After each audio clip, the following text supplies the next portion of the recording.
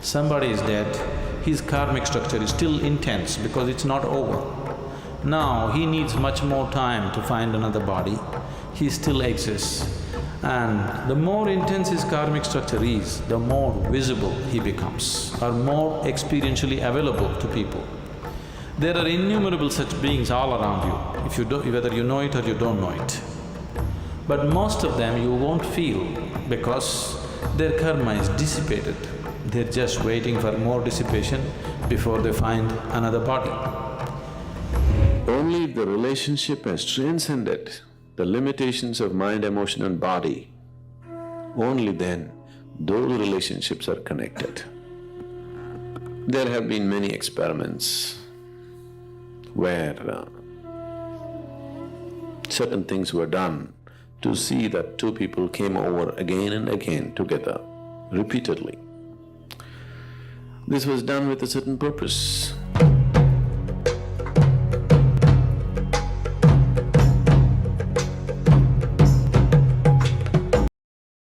The question is there rebirth? If it's there, what is the basis for one being to go from one birth to another? What is it that carries a person from one to another? Now if you need to understand this, you must have some understanding of the mechanics of who you are. I'm talking about the mechanics of how a human being is built. See, when you say I'm a human being, the outermost periphery is the physical body. In yoga, we look at everything as body because it is easier for you to understand that way. So we see the body as 5 dimensions or 5 sheets. Physical body is known as Annamaya Kosha. Annamaya Kosha means… Anna means the food. This is food body. Next one is called Manomaya Kosha, that means it's the mental body. The third one is called Pranamaya Kosha, which means the energy body. Physical body, mental body, energy body. All these 3 dimensions are physical. They are physical existence. Physical body is very gross, mental body is subtler, energy body is even subtler, but all these 3 are physical. It's just like the light bulb is physical, you can see that. The electricity behind also is physical, isn't it? The wire that connects is also physical, the electrons that flow through the wire also are physical existence. So similarly, physical body, mental body, pranic body, all are physical dimensions of life. This physical dimension of life, both in all these 3 dimensions, carries the imprints of karma. On the body it is imprinted, on the mind it's imprinted, and on the energy it's imprinted. This karmic imprints or the karmic structure is what holds it together. Karma is the cement which holds you to the physical body. Karma is the bondage, at the same time it's only because of karmic stuff you can hold on to the body and be here. This is where spirituality seems to be difficult because if you try to take it away, it doesn't work. If you try to add, it doesn't work. You need to be just there. If you're just there, it's a moment. Now, the next 2 dimensions are called Vijnanamaya Kosha and Anandamaya Kosha. Vijnanamaya Kosha is non-physical but related to the physical. It is like a transient state. Anandamaya Kosha is completely non-physical. So, Vijnanamaya Kosha and Anandamaya Kosha means it's the bliss body. There is a bliss body inside which is 100% non-physical. It has no form of its own. Only if the energy body, the mental body and the physical body are in shape, it can hold the bliss body in shape. If these things are taken away, the bliss body will just become a part of the cosmos. So whatever you are referring to as Atman or the soul is a fiction actually. in the sense, people are describing a certain limitation of the non-physical as a soul. But the body for the soul is still your karma. If the karmic structure is completely dismantled, there is no soul, everything merges into everything else. What is referred to as Mahasamadhi or Mahaparinirvana is just this, that you slowly understand where the keys are and dismantle the karmic structure so that you become truly no more. When somebody dies, we say, this person is no more. That's not true. That person is no more the way you know them, but they still very much exist.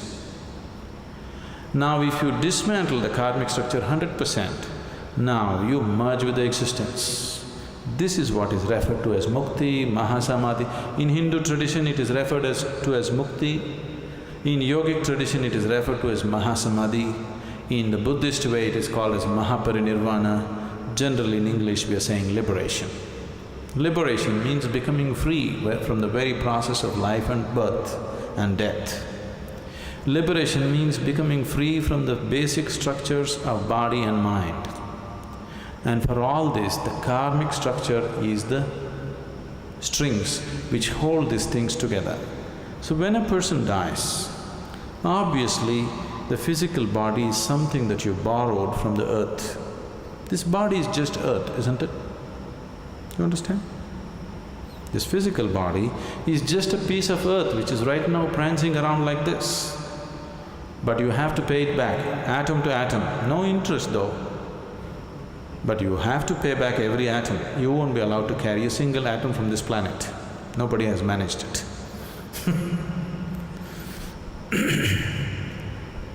Physical body will fall apart. The mental body and the pranic body, depending upon the strength of your karma, goes on. If the karmic structure is very intense, unfinished, then it has to finish it. If the karma has become weak because it has run its course, then it very easily finds another body. If it has to find another body, the intensity of the structure should come down, it should become passive. If it is very intense, it cannot find, it has to hang. So this is what you're referring to as ghosts. Somebody is dead, his karmic structure is still intense because it's not over. Now he needs much more time to find another body, he still exists. And the more intense his karmic structure is, the more visible he becomes, or more experientially available to people. There are innumerable such beings all around you, whether you know it or you don't know it. But most of them you won't feel because their karma is dissipated. They're just waiting for more dissipation before they find another body. But if their karma is very intense, this is why they told you in the tradition, if somebody dies unnaturally, either by accident or suicide or some other way, they will become ghosts. It is not so, everybody becomes. It is just that they are more experienceable. They are more available to your experience because they have more intense karmic structures. So you people may experience them little more than other beings who die of old age. If one completes his allotted karma for that life, he will die just like that, without disease, without accident, without any injury. When one dies simply like that, that person may find another body within hours. This is why in this tradition always they said, if one completes his life and dies peacefully, it's the best way to die because he need not hang around. Immediately it goes on.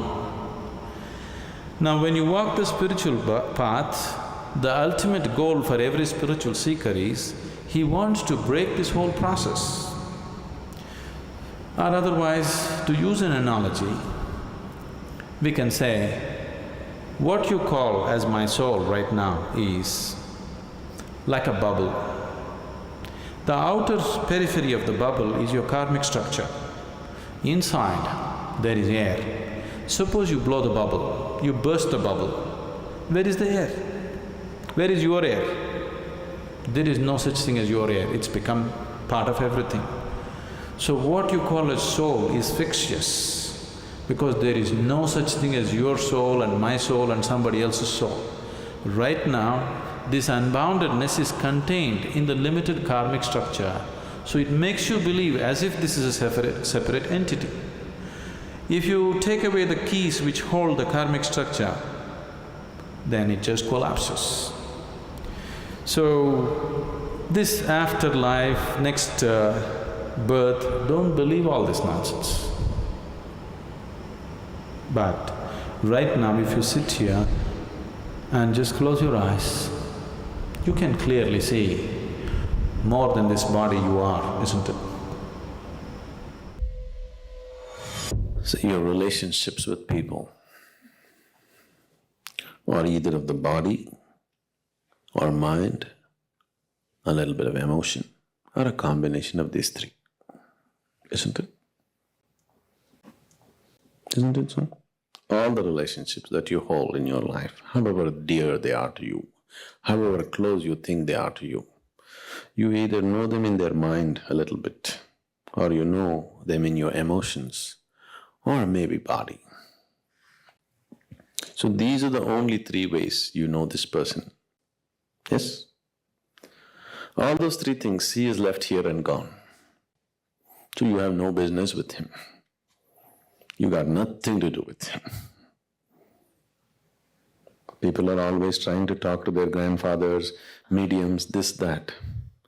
And I know for a long time they've been advertising that when you die, you will go and meet your family up there in heaven.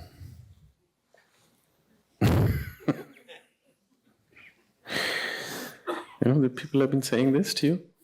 This is the most horrible thing to tell people, is that when you die in heaven, your whole family is waiting for you to receive you there. That's the reason why people are doing all kinds of things to see that they don't go to heaven.